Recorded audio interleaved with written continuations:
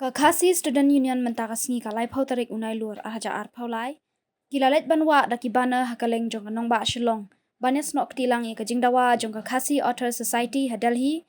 Ban Pynrung no ya ka Ktien Khasi hapo ka kharnet ka bapra. Jong ka riti sensyar kari India. Ka KSU kelas sedang banwa ya kibana hamot pran khandailat bat kiwe ki jaka. Kaseng kalawa ya kibana ringkat ka Jingtho. Para Khasi Jingkyrshan pura ya ka KAS. Im ka Ktien im ka jaj benriu. Kala thoru ko sorkar India wat le mutlop shu nalor kiwe.